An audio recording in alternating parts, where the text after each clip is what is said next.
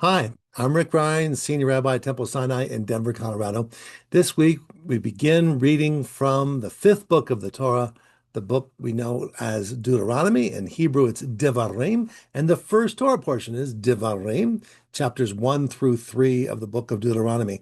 Now, Deuteronomy literally comes from the Latin do nomos, or the second law, the second giving of the law. And in Hebrew, it's referred to in the Talmud as Mishneh HaTorah, or the repetition of the Torah, because Deuteronomy is Moses' opportunity to have a review of all that has happened up to this point, especially from his leadership on, from the book of Exodus through, and he begins retelling the story. Now, the children of Israel are on the eastern side of the Jordan River, around the on the other side of the of where we would call Jericho, and the children of Israel are all looking at the promised land, and they're getting ready to go over there. But before they do, Moses wants to make sure that this new generation knows the story of its people. Now, they're in their 40th year since the Exodus from Egypt.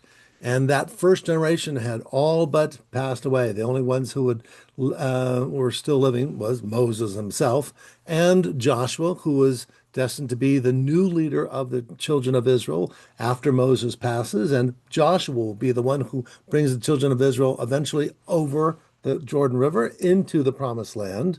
And Caleb, who was another of the great leaders of the children of Israel.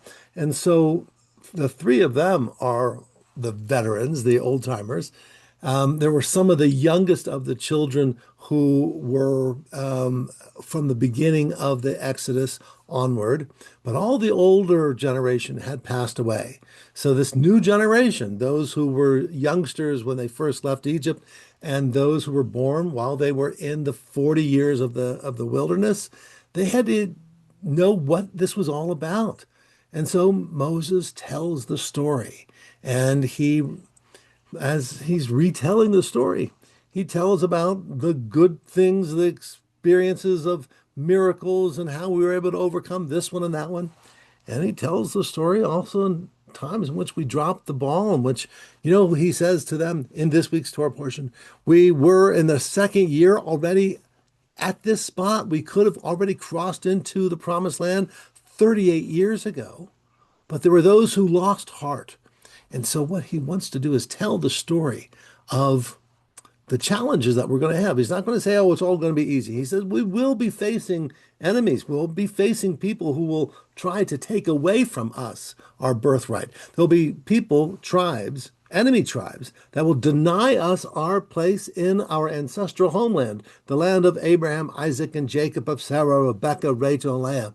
Moses says, you'll see that there'll be people who will try to deny you your home. But don't be afraid. Find courage.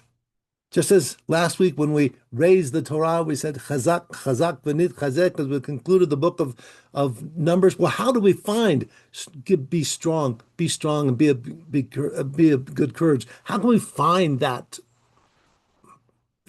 boldness, that courage to carry on, knowing that there are those who are against you? Well, Moses says, let me tell you what you've been through. Let me tell you about the times in which we've had frustrations and failures and setbacks, because they will happen again. But let us also review how we found that inspiration to say our lives have meaning, our lives have purpose, and that homeland is our land. And so he begins telling the story in a series of discourses, which will dominate most of the book of Deuteronomy. Now, we look to our day as well. Our children, we bring them to religious school. They have a bar mitzvah, bat mitzvah, and we share with them some of our love of Jewish tradition. And hopefully their lives have some of the rituals which will enrich their lives so that they, on a daily basis, not on a rare occasion, but on a daily basis, have a way of connecting with Hashem, with God, and with each other. And at the heart of those rituals, at the heart of those observances, at the heart of that connection are the stories. And yes, it's the biblical story of how Moses and Aaron and Miriam, inspired by God, led this tribe of Israel from slavery to freedom. But it's also the modern story, the story that each and every one of us has, the story of how we overcame obstacles and setbacks and frustrations and challenges. Every family has that. How did we get here to this place in our lives? Remind our children of the story of our family and remind them that they are a vital part of that story. In fact, they may be the most crucial part of that story because they're the ones who are writing the next chapter. By telling them where we have been and how we got to this place now, we then pass that torch to our children and our children's children and say, now you write your story because we, as a Jewish people, over 3,500 years of making history, we are only as strong as that next generation. So Moses begins by telling us his story. And now it's the invitation to each of us.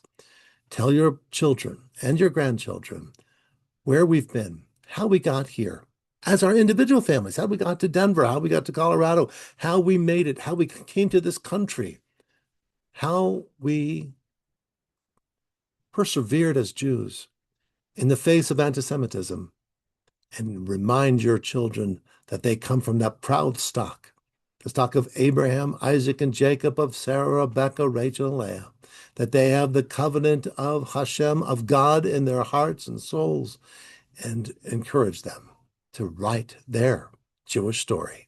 Shabbat Shalom.